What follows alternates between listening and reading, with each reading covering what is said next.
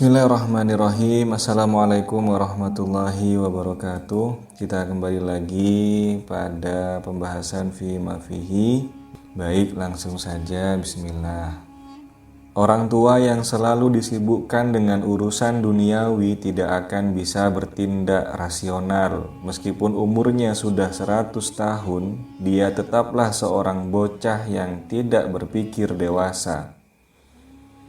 Sementara seorang anak kecil yang tidak disibukkan dengan urusan duniawi, sejatinya dia adalah orang tua, karena pada posisi inilah pertimbangan umur tidak dianggap lagi.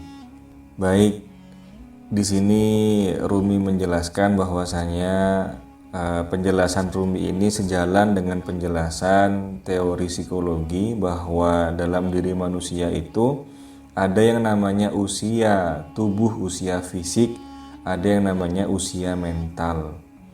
Nah, usia fisik ini berkaitan tentang bagaimana pertumbuhan fisik manusia, sedangkan usia mental adalah bagaimana pertumbuhan jiwa manusia. Kalau usia fisik dilihat dari, jadi orang semakin tua itu dilihat dari semakin berubah bentuk fisiknya dari yang kecil kemudian menjadi besar.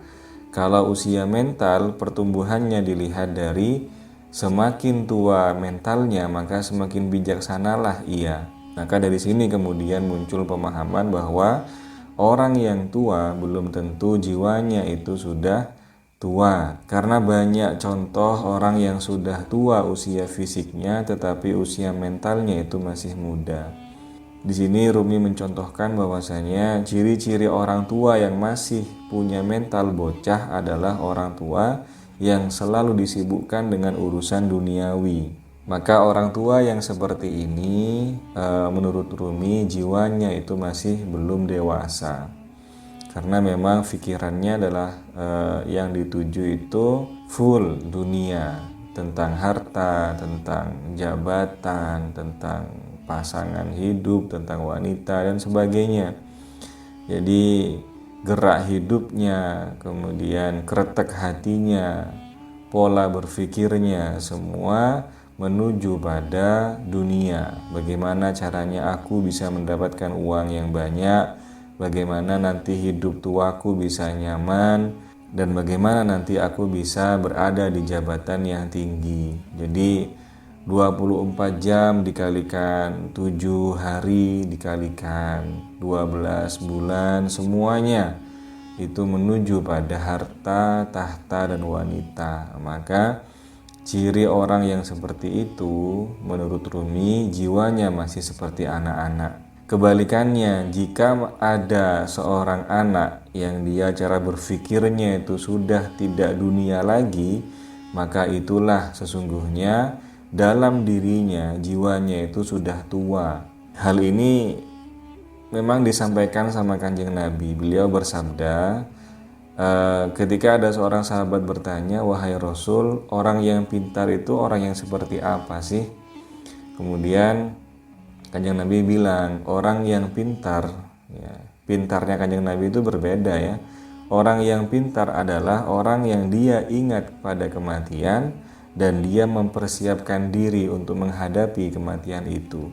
Artinya orang yang cerdas adalah orang yang selalu ingat pada kematian dan seluruh waktunya dihabiskan untuk mempersiapkan bekal dalam kehidupan setelah kematian. Ibarat sebuah perlombaan, yang satu ini kehidupannya selalu memikirkan tentang dunia, sedangkan yang satu kehidupannya memikirkan tentang akhirat dan mempersiapkan untuk kehidupan setelah akhirat. Maka ketika perlombaan dimulai, finishnya ketika sampai finish, maka yang menang itu adalah orang yang nanti selama hidupnya itu mempersiapkan diri untuk kehidupan setelah kematian. Nah, karena goalnya kita adalah kematian. Orang-orang yang mengumpulkan harta sebelum kematian, ketika dia mati dan masuk dalam dimensi setelah mati, dia tidak ada apa-apa karena harta tidak dibawa mati. Tapi orang-orang yang dia itu mempersiapkan diri untuk menghadapi kematian, setelah melewati garis finish ya, setelah melewati goalnya, maka dia sudah punya bekal yang banyak, dan di kehidupan setelah kematian dia bisa hidup dengan nyaman. Maka yang disebut dengan masa depan itu adalah masa setelah kematian. Apa saja bekalnya? Nah, semua kebaikan, semua amal soleh merupakan bekal yang terbaik untuk menuju pada kehidupan setelah kematian. Jadi misalkan kita punya ilmu, kita dititipi ilmu yang lebih oleh Allah Ta'ala, itu sampaikan pada orang lain. Nah, dalam rangka apa? Dalam rangka kita mempersiapkan bekal, karena ilmu yang bermanfaat, ilmu yang dimanfaatkan oleh orang lain, ilmu dari kita yang kemudian dimanfaatkan oleh orang, maka itu merupakan amal jariyah. Maka selama orang itu memanfaatkannya, bahkan mengajarkan pada orang lain juga, kita mendapatkan ganjarannya. Itulah yang nanti menjadi bekal kita luar biasa. Sementara seorang anak kecil yang tidak disibukkan dengan urusan dunia, ya, kebalikannya, jadi dia disibukkan dengan urusan ukhrawi atau akhirat, sejatinya dia adalah orang tua. Ya, contohnya Kanjeng Nabi Ibrahim ketika masih umur 7 tahun, dia sudah mempertanyakan, mana sih Tuhan itu, siapakah sih yang menciptakan aku ini? Apakah bintang-bintang itu, apakah bulan itu, apakah matahari itu? Jadi yang ditanyakan adalah Sang Pencipta di usia anak berumur 7 tahun. Nah, maka jika dibandingkan dengan orang tua yang urusannya adalah dunia, maka anak usia 7 tahun itu lebih tua daripada orang tua tadi, karena jiwanya sudah berpikir tentang akhirat. Maka ini menjadi pelajaran bagi kita kalau kita ingin punya anak, yang anak itu nanti sudah memiliki jiwa yang dewasa, maka orang tuanya harus dewasa terlebih dahulu, dalamnya, maksudnya jiwanya. Bagaimana bisa kita ingin punya anak yang mentalnya itu dewasa, sementara kita masih sibuk untuk mengurusi dunia saja. Mengurusi dunia itu penting untuk menafkahi anak dan istri, tapi perlu diseimbangkan dengan urusan akhirat, sehingga anak kita kemudian punya figur bahwa orang tuaku, bahwa ibu dan ayahku setiap harinya bekerja, tapi ketika waktunya ibadah, ketika waktunya untuk mengaji dan mengkaji, orang tuaku sangat hikmat dalam membahas tentang ketuhanan. Maka kemudian bagi psikologis anak akan kemudian terbawa arus itu. Nah, sehingga ketika dia berkumpul dengan teman-temannya, insya Allah dia akan punya jiwa yang lebih dewasa dibandingkan teman-teman seperantarannya. Halaman berikutnya, seseorang yang menjerit dan menangis sewaktu sholat, batalkah sholatnya? Jawaban dari pertanyaan ini perlu diperinci. Jika ia menangis karena ia menyaksikan alam yang tidak bisa dilihat panca indera, maka ini disebut dengan ma'ul aini atau mata air. Jika dia melihat sesuatu dari jenis sholat ketika dirinya hendak menyempurnakan sholatnya, maka itulah tujuan dari sholat sehingga sholatnya menjadi benar dan lebih sempurna.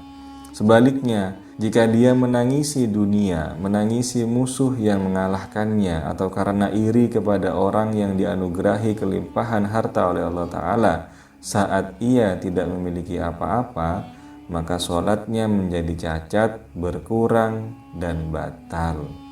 Nah, gambar ilustrasinya kami sampaikan, ada orang yang berdiri berwarna merah, kemudian hatinya ada mengalir mata air dari hatinya.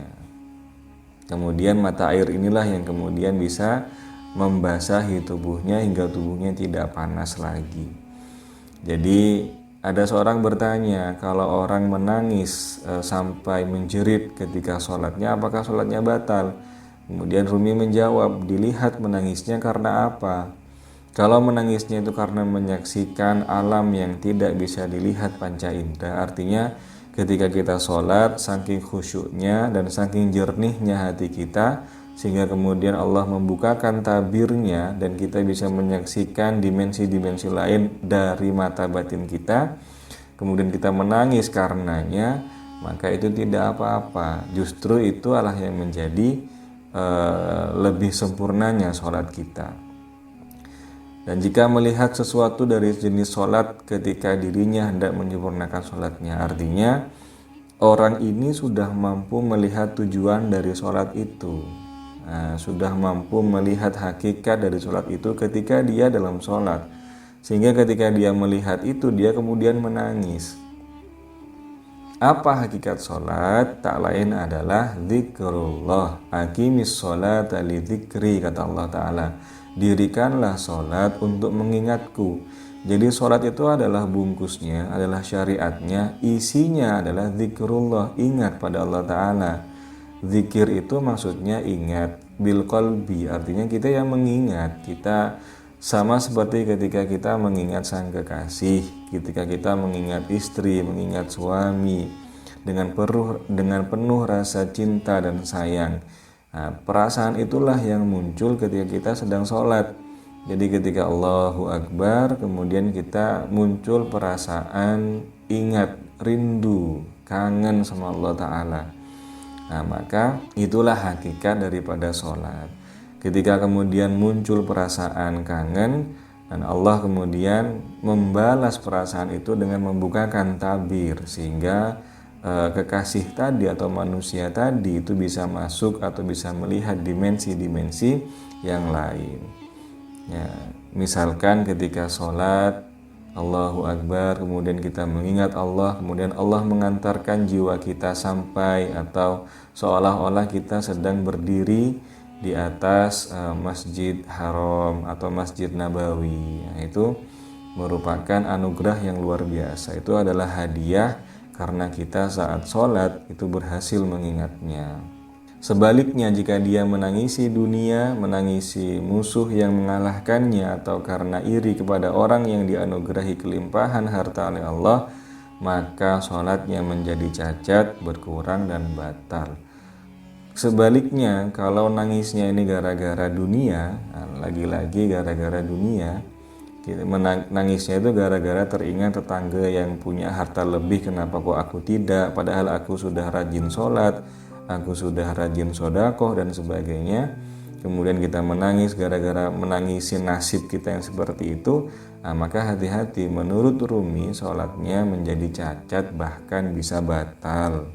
Jadi ilustrasinya, hawa merah ini merupakan energi-energi negatif yang terdapat atau yang menyelimuti diri kita. Nah, tujuan kita sholat itu merupakan untuk ketenangan hati. Pernah suatu saat sahabat ketika hijrah bersama Kanjeng Nabi, sahabat ini mohon istirahat karena sudah dalam perjalanan jauh. Kemudian Kanjeng Nabi mengiyakan, ayo kita istirahat di suatu tempat. Ketika sampai di tempat itu, kemudian Kanjeng Nabi memerintahkan sahabat untuk sholat 2 rakaat. Nah, kemudian sholatlah para sahabat. Ketika sahabat sudah selesai sholat, salam, kemudian Kanjeng Nabi memerintahkan, ayo kita lanjutkan perjalanan. Sahabat bertanya, loh Kanjeng Nabi, terus istirahatnya kapan? Kok kita sampai sholat kemudian langsung berangkat? Kanjeng Nabi dawuh, nah, barusan itulah istirahatnya. Jadi sholat itulah istirahatnya. Kenapa? Karena pada saat tubuh kita itu dilingkupi dengan energi negatif, ya, kelelahan, amarah, kemudian kesedihan, galau. Ketika kita sholat, kita kemudian merasakan zikrullah. Nah, ketika kita merasakan zikrullah, ala bidzikrillah tatmainnul qulub, dengan mengingat Allah hati menjadi tenang. Jadi simbol air ini merupakan ketenangan hati. Yang airnya ketika sudah dipegang itu bisa dibasuhkan kepada seluruh badan, sehingga badan kemudian menjadi positif, menjadi fit lagi dan menjadi tenang.